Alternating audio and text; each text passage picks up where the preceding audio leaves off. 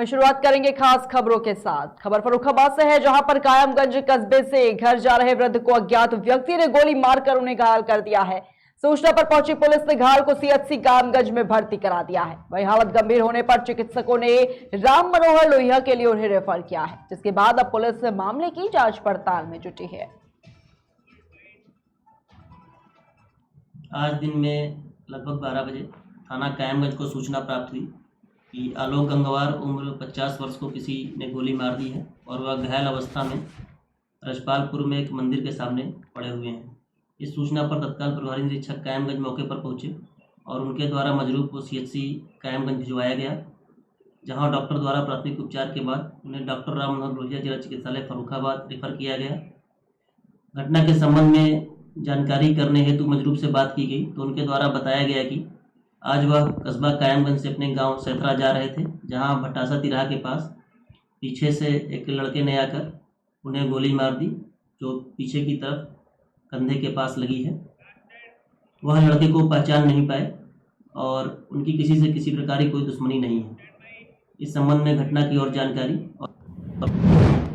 वही खबर कन्नौज से है, जहां पर कुछ दिन पूर्व जनपद कन्नौज स्थित दुर्जानपुर ग्राम में बने बैकुंठ आश्रम में रहने वाले साधुओं ने सरबराहकार और उसके साथियों के द्वारा मारपीट का आरोप लगाते हुए मुख्यमंत्री से न्याय की गुहार लगाई थी और उसी घटना को झूठा बताते हुए आश्रम खाली करने की बात कही गई। उन्हें दोषी बताकर साधुओं के द्वारा लोगों के बहकावे में आकर बदनीयती के चलते झूठी कार्रवाई भी की गई। वहीं आपको बता दें कि सरबराहकार का ये कहना है कि मामले की सही जानकारी कराकर निजी भूमि से अराजक तत्वों को हटाकर न्याय संगत कार्रवाई करने की मांग की है।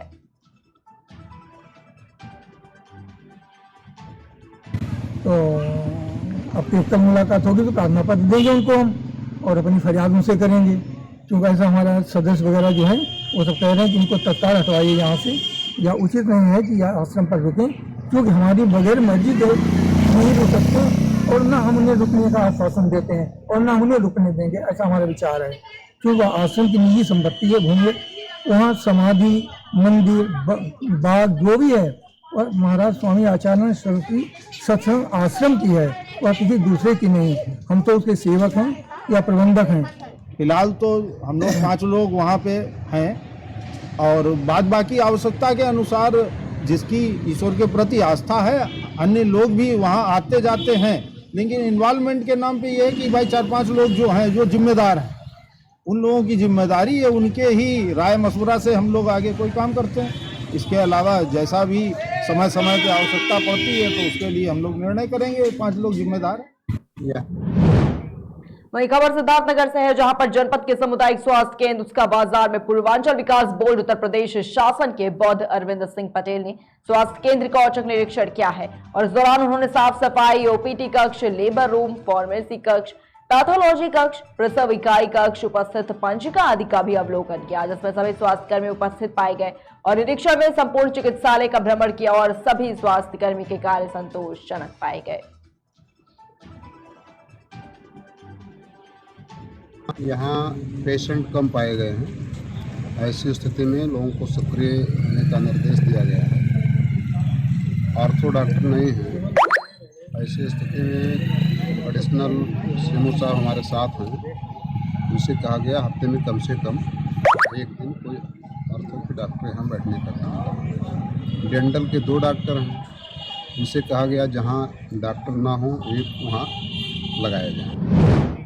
खबर कौशाम्बी से है, जहां पर कानपुर से प्रयागराज की ओर जा रही तेज रफ्तार कार के अचानक खड़ी डाक पार्सल कंटेनर से टक्कर हो गई और इस दौरान कई लोग गंभीर रूप से घायल हो गए हैं, जिन्हें इलाज के लिए अस्पताल में भर्ती कराया गया है। वही खबर अलीगढ़ से है, जहां पर अतरौली कोतवाली में हर वर्ष की तरह इस वर्ष भी पुलिस प्रशासन ने झंडा दिवस का आयोजन किया है और इस दौरान कोतवाली अतरौली में सभी पुलिस स्टाफ ने झंडे को सलामी दी और इस अवसर पर उपस्थित थाना प्रभारी निरीक्षक, क्राइम इंस्पेक्टर समेत सभी चौकियों के प्रभारी मौजूद रहे। वही खबर कानपुर देहात से है, जहां पर झोला छाप डॉक्टर के गलत इलाज से एक किशोर की मौत हो गई है, जिसके बाद मृतक के परिजनों ने डॉक्टर के क्लिनिक पर जमकर हंगामा काटा है। झोला छाप डॉक्टर मौके से फरार हो गया। बता दें कि क्लिनिक में 2 दिन से किशोर का इलाज चल रहा था, जिसके बाद किशोर की 2 दिन बाद ही मौत हो गई। वहीं सूचना पर पहुंची पुलिस ने परिजनों को कार्रवाई का हवाला देकर शांत कराया है। ये पूरा मामला रसूलाबाद थाना क्षेत्र के असालतगंज कस्बे का है।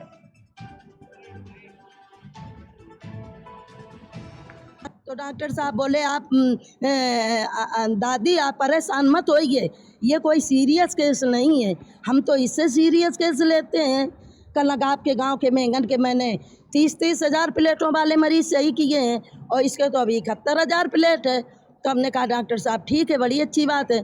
कल अम्मा हम डेंगू का ठेका लेते हैं 7,000 का, गरीबों का 7,000 का और रईसों का 70,000 का। ये जो है मेरा भाई बीमार था, माताजी बीमार थी, माताजी कानपुर में थी भर्ती एडमिट। तो भाई को दिखाया 1-2 डॉक्टरों को, तो वो बोले भैया हमारे बस की नहीं, चलो। हमने कहा वहाँ गाड़ी लेके आए तो डॉक्टर बोले कि भैया हम सही कर देंगे, 8,000 रुपये लेंगे और आपको बिल्कुल क्लियर कर देंगे, चकाचक चलने फिरने लेंगे। हमने कहा डॉक्टर साहब आप पैसों की टेंशन ना लो, आप इलाज शुरू करो अपना।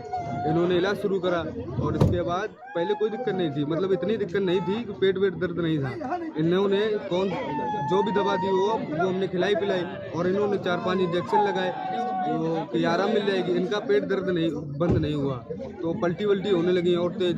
बोले कि ठीक हो जाएंगे, कोई दिक्कत नहीं। इनको रात में हमने कॉल किया डॉक्टर साहब को 3 बजे लगभग, उन्होंने कहा कि हम भैया आ नहीं पाएंगे, अभी सुबह आएंगे। तो फिर इनको 5 बजे किया हमने, डॉक्टर साहब हालत ज़्यादा ख़राब है, आप आ जाओ। तो ये बोले कि हम आ नहीं पा रहे भैया, 8 बजे आएंगे, 8 बजे आना आप। इन डॉक्टर कब से दिखा रहे थे आप? इन डॉक्टर वही खबर सूरत से है, जहां पर गुजरात मॉडल की पोल खोलने वाली कुछ तस्वीरें सामने आई हैं। जी हां, आपको बता दें कि ये तस्वीरें सूरत शहर के 163 लिंबायत विधानसभा नारायण नगर 2 एसएमसी आवास की है। यहां हजारों लोग गंदगी में रहने को मजबूर है। एसएमसी का पानी नहीं आता है, ना ही कोई गटर की व्यवस्था की गई है।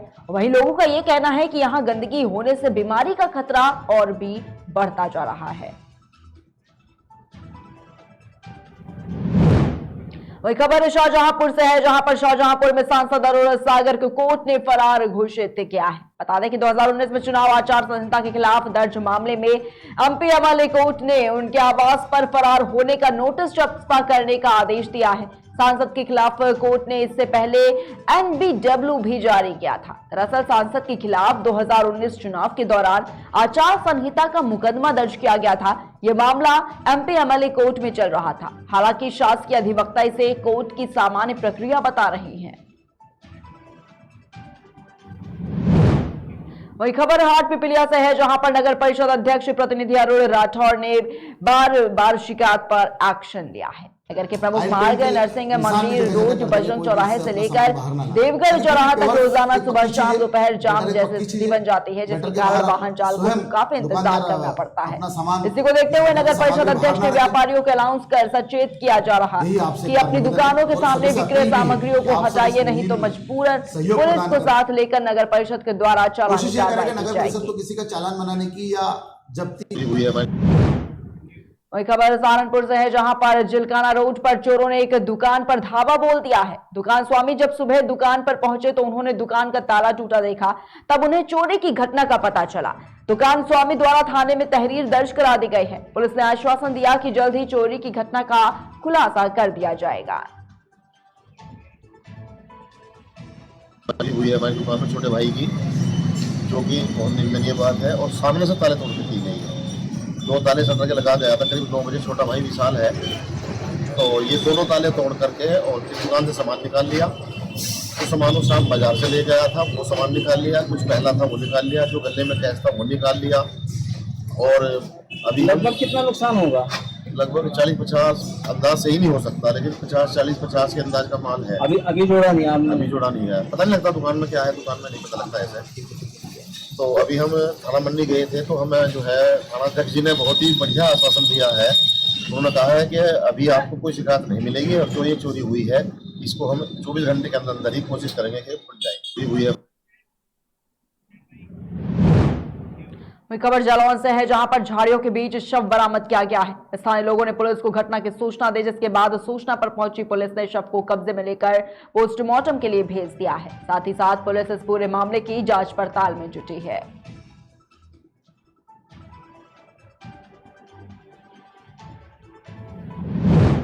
फिलहाल की खबरों में इतना ही। रुकते एक छोटे से ब्रेक के लिए।